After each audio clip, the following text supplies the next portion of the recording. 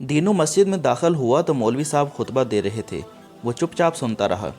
मामूली पढ़ा लिखा था, कुछ समझ आया कुछ ना आया, लेकिन जब मौलवी साहब ने बताया कि हमें छोटी से छोटी नेकी को भी हकीर नहीं समझना चाहिए, और कुछ ऐसे वाक़यात भी सुनाए जब किसी मामूली से अमल की बुनियाद पर अल्लाह ने बेहिसाब अजर दिया, तो इसने सोचा कि ये कोशिश तो मैं भी कर सकता हूँ। बस जनाब, नमाज ख़त्म होते ही वो मौलवी साहब के पास पहुँचा और इनसे कोई आसान सी किताब मांगी जिस पर अमल करके वो भी सवाब कमा सके। उन्होंने इसका शौक़ देखते हुए इसे एक आसान सी हदीस की बातर्जमा किताब थमा दी। दीनू को नया मशगला मिल गया था।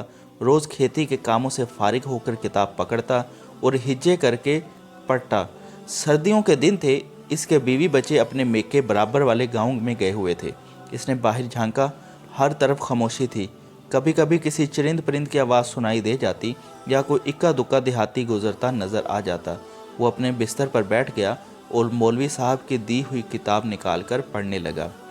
हज़रत अबू हुरैरा रज़ियल्लाहु ताला अन्हु से रिवायत है कि रसूल अकरम सल्लल्लाहु अलैहि वसल्लम ने फरमाया, क़यामत के दिन अल्लाह अज़्ज़ा वजल एक शख्स से फरमाएंगे, ए इब्ने आदम, मैं बीमार हुआ, तूने मेरी अयादत नहीं की।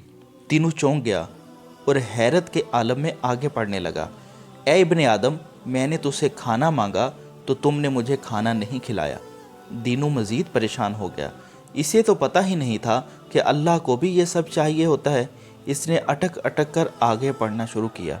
ऐ इब्ने आदम, मैंने तुमसे पानी मांगा था, तुमने मुझे पानी नहीं पिलाया। दीनू की आंखों से आंसू निकल आए। इसने किताब बंद कर दी।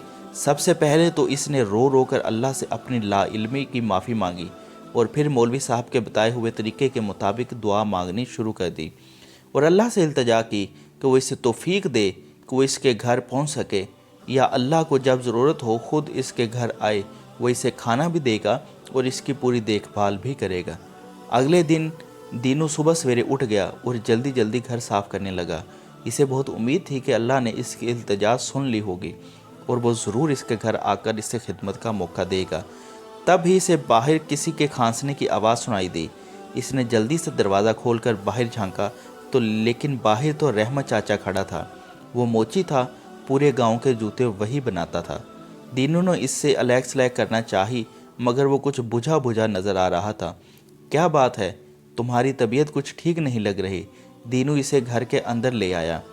बेचारा रहमत बुखार में फनक रहा था। दीनू ने जल्दी से इसे चाय बनाकर पिलाई और इससे इलाज के बारे में पूछा। छोड़ो भी, क्या दवा लेनी, कब से ऐसे ही चल रहा है, खुद ही ठीक हो जाएगा, रहमत ने बेजारी से जवाब दिया। दीनू समझ गया कि रहमत के पास इलाज के पैसे नहीं हैं। वो अंदर गया और कुछ रकम इसे ज़बरदस्ती थमा दी। अपना इलाज ठीक से करवाओ और अगर मज़ीद ज़रूरत हो तो मुझे बता देना। रहमत हक्का बक्का रह गया। इसकी आंखों में खुशी के आंसू थे। वो इसे दुआएं देता हुआ रुखसत हो गया। दोपहर हो चुकी थी। दीनू ने जल्दी जल्दी खाने की तैयारी शुरू की। इसने खाने की मिकदार ज़्यादा रखी थी ताकि जब अल्लाह आए तो खाना काफ़ी हो जाए। वो बार बार बाहर झांकता लेकिन अल्लाह कहीं नज़र नहीं आया।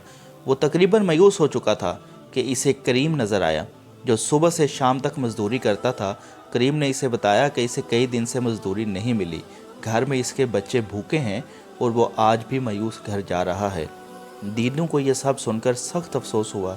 इसने करीम को अपने खाने में शामिल कर लिया और जब वो जाने लगा तो राशन और खाने का पार्सल बनाकर इसे थमा दिया। करीम इसे तशक्कर भरी नज़रों से देखता अपने घर की तरफ रवाना हो गया। दीनू को रहमत और करीम की मदद करके बहुत अच्छा लग रहा था, लेकिन अंदर ही अंदर वो कुछ उदास और मायूस भी था। पूरे दिन इंतज़ार के बाद भी अल्लाह इसके पास नहीं आया। कहीं अल्लाह इससे नाराज़ तो नहीं, ये सोचकर वो कुछ परेशान सा हो गया। इसने जल्दी से अपनी हदीस की किताब निकाली, पहले पिछला सबक दोहराया और फिर आगे पढ़ना शुरू किया। वो शख्स हैरान होकर कहेगा कि ए मेरे रब, मैं आपकी अयादत कैसे करता, हालांकि आप तो रब्बुल आलमीन हैं। अल्लाह ताला फरमाएंगे, क्या तुझे मालूम नहीं कि मेरा फ़लाँ बंदा बीमार था, अगर तुम इसकी अयादत करते तो मुझे इसके पास पाते। दीनू की आंखों के सामने यकदम रहमत का जर्द चेहरा आ गया। उसने अगली सतर पढ़ी। हदीस का बाकी हिस्सा वो शख्स कहेगा, ए मेरे रब, मैं आपको खाना कैसे खिलाता, आप तो दो जहां के पालनहार है। اللہ فرمائیں گے کیا تمہیں معلوم نہیں کہ میرے فلاں بندے نے تم سے کھانا مانگا، تم اگر اس کو کھانا کھلاتے تو تم مجھے اس کے پاس پاتے۔ اللہ اکبر۔ پھر وہ شخص کہے گا اے میرے رب، میں آپ کو کیسے پانی پلاتا، آپ تو دو عالم کے مالک ہیں۔ اللہ تعالیٰ فرمائیں گے میرے فلاں بندہ نے تم سے پانی مانگا تھا، اگر تم اس کو پانی پلاتے تو تم مجھے اس کے پاس پاتے۔ دینوں کی آنکھوں میں آنسو تھے اور اس کے تصور میں کریم اور رحمت جگمگا رہے تھے۔ وہ اپنا سبق نہ صرف سمجھ چکا تھا بلکہ اس میں کامیاب بھی ہو چکا تھا۔ سو ہمیں اس حدیث سے یہی سبق ملتا ہے کہ ہم نے اپنے آس پاس ارد گرد کے لوگوں کی خدمت کرتے رہنا چاہیے اور ان کی مدد کرتے رہنا چاہیے۔